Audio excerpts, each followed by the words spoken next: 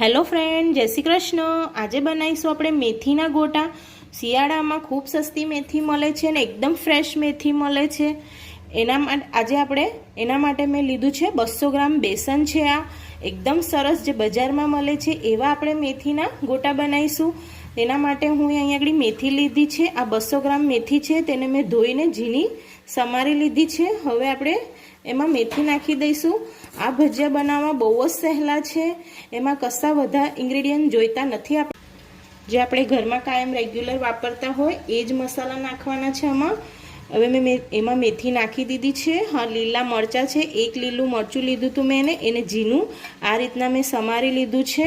હવે આપણે એમાં નાખી દઈશું અને અહીંયા આગળ મેં આદુ, ધાણા અને લસણનો પેસ્ટ લીધો છે 1 ચમચી।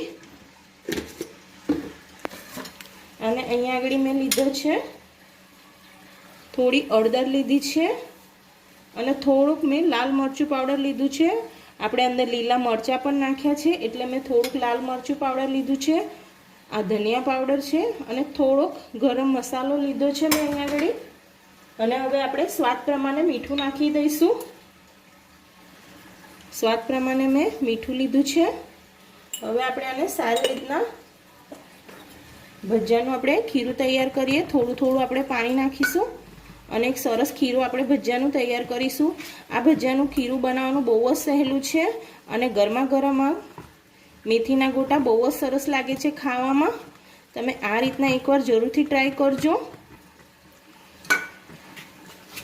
બહુ આપણે ઢીલું નથી કરી દેવાનું, એટલે આપણે થોડું થોડુંક પાણી નાખતા જઈને એક સરસ ભજીયાનું ખીરું તૈયાર કરીશું આપણે।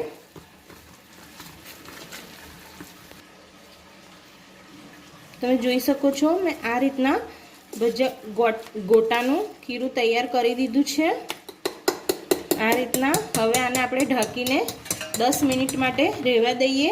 ત્યાં સુધીમાં આપણે આના જોડે ખાવા માટે સરસ ચટણી બનાવી દઈએ। ચટણી બનાવવા માટે મેં અહીંયા આગળ એક વાસણમાં 2 ચમચી બેસન લઈ લઈશ। જે આપણે ભજીયા બહાર આપણે જે ભજીયા ખાઈએ છીએ તેના જોડે આ રીતના ચટણી બનાવવામાં આવે છે। એ લોકો એમાં દહીં કે છાશ કશું નાખતા નથી, બસ બેસનને પાણીમાં આ રીતના ગોળીને એ લોકો ચટણી સરસ બનાવે છે। અને આપણે આજે થોડીક છાશ નાખીશું આમાં। આ રીતના આપણે થોડું થોડું પાણી લઈને કરવાનું છે, જેથી આપણા બેસનના ગઠ્ઠા આમાં ના રહે। આ રીતના સરસ બેસન આપણું ગઠ્ઠા ના રહે એ રીતના આપણે કરવાનું છે। હવે આપણે એમાં થોડું થોડું કરતા જઈને પાણી નાખીશું।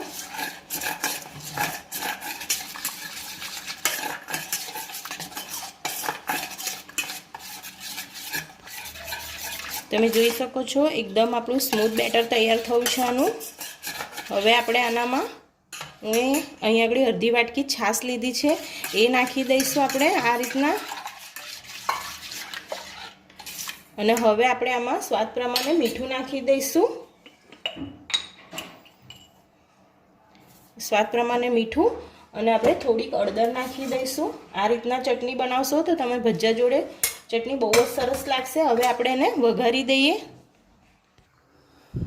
મેં કઢી વઘારવા માટે અહીંયા આગળ કઢાઈ મૂકી દીધું છે, ગેસ ચાલુ કરીને એમાં મેં તેલ નાખી દીધું છે 1 ચમચી। હવે આપણે રાઈ નાખીશું, થોડી મેં રાઈ લીધી છે અને થોડું જીરું છે। આપણે રાઈને જીરું તતરવા દેવાનું છે।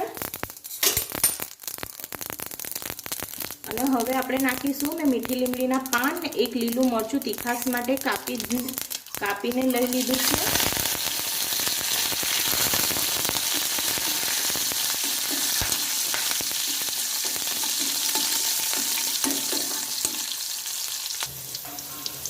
આપણી લીલા મરચાં અને લીમડી નાખી હતી સરસ શેકાઈ ગઈ છે। હવે આપણે જે બેસનનું બેટર કરીને મૂક્યું એ નાખી દીધું છે। આ રીતના ચટણી બનાવશો તો ચટણી બહુ જ સરસ લાગે છે। હવે આપણે આમાં થોડી ખાંડ નાખી દઈશું। જે બજારમાં ચટણી મળે છે તે થોડી ચટણી ગળી હોય છે, મીઠી હોય છે। જો તમે ખાંડ ના ખાતા હોય, મીઠું ના ખાતા હોય તો સ્કીપ કરી શકો છો। મેં 1 ચમચી અહીંયા આગળ ખાંડ નાખી છે। બહુ મીઠું નહીં કરવાનું, આપણે થોડીક જ ખાંડ નાખવાની છે। આપણી હવે જેમ કઢી ઉકળશે એમ જાડી થશે. આ અત્યારે તમને પાતળી લાગતી હશે, પણ જેમ ઉકળશે તો થોડીક જાડી થઈ જશે. આ હવે આને આપણે 5 મિનિટ ઉકળવા દઈએ. તમે જોઈ શકો છો આપણી કઢી સરસ ઉકળી ગઈ છે.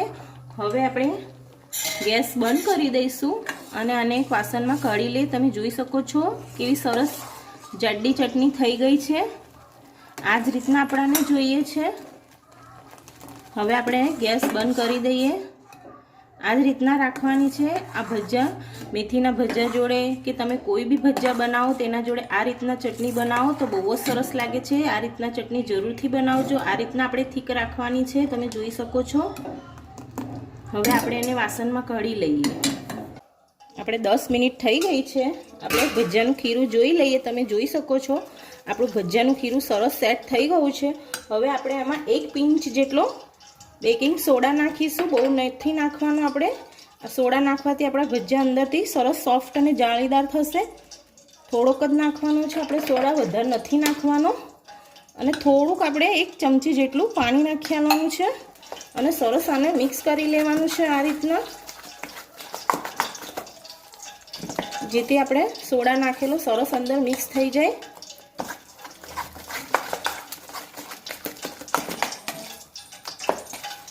હવે આપણે ભજીયાનું ખીરું સરસ તૈયાર થઈ ગયું છે. હવે આપણે આને તળી લઈએ. મેં ભજીયા તળવા માટે કઢાઈ મૂકી દીધી છે અને તેલ નાખી દીધું છે. હવે આપણે ગેસ ચાલુ કરી દીધો તો તેલ ગરમ થઈ ગયું છે. હવે આપણે આ રીતના હાથેથી હું ભજીયા બનાવી લઈશ. આ રીતના આપણે નાના નાના મેથીના ગોટા બનાવી લઈએ. જેટલા તેલમાં આવે આપણે કઢાઈમાં એટલા નાખી દેવાના છે. આ રીતના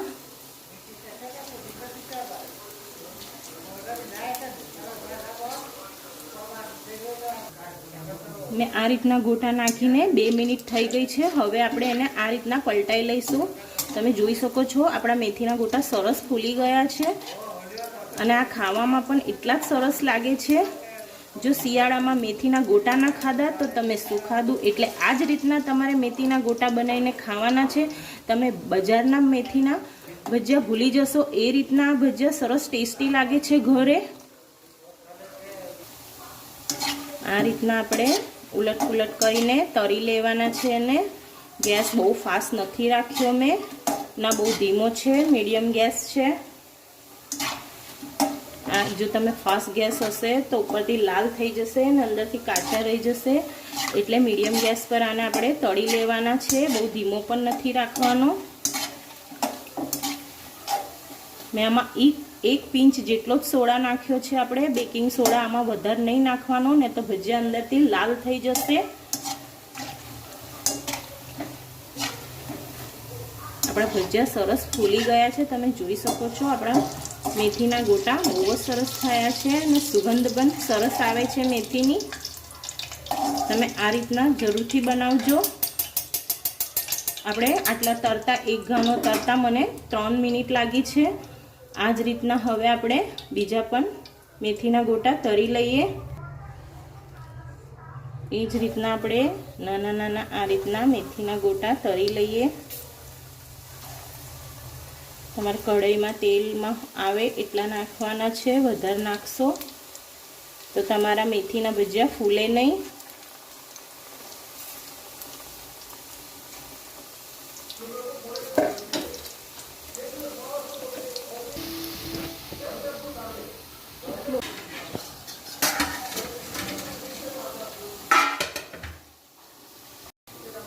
આ પણ આપણા સરસ તળાઈ ગયા છે. હવે આપણે ગેસ બંધ કરી દઈએ.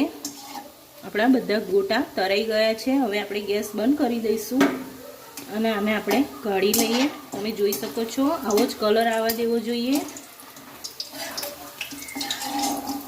હવે આપણે આને કાઢી લઈએ.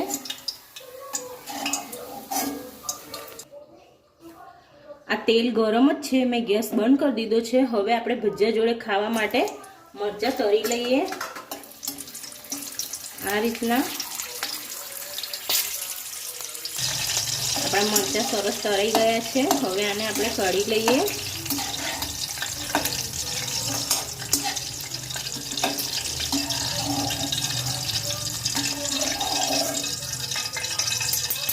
અને હવે આપણે ભજીયાને સર્વ કરી લઈએ. તમે જોઈ શકો છો આપણા ઘરમાં ગરમ મેથીના ગોટા અને સાથે મેં સરસ મજાની ચટણી બનાવી છે અને મરચાં તળ્યા છે. આ ખાવામાં ચટણી જોડે ભજીયા બહુ જ સરસ લાગે છે. તમને હું તોડીને બતાવું તો સરસ ભજીયા અંદરથી જાળીદાર થયા છે. તમે જોઈ શકો છો. આ જ રીતના બનાવશો તો તમારા ભજીયા એકદમ પરફેક્ટ બનશે. જો તમને આજનો મારો વિડીયો ગમ્યો હોય તો મારા વિડીયોને લાઈક કરી દેજો અને તમારા ફ્રેન્ડ સાથે શેર કરજો. ફરી મળીશું એક નવા વિડીયો સાથે. ત્યાં સુધીને જય શ્રી કૃષ્ણ.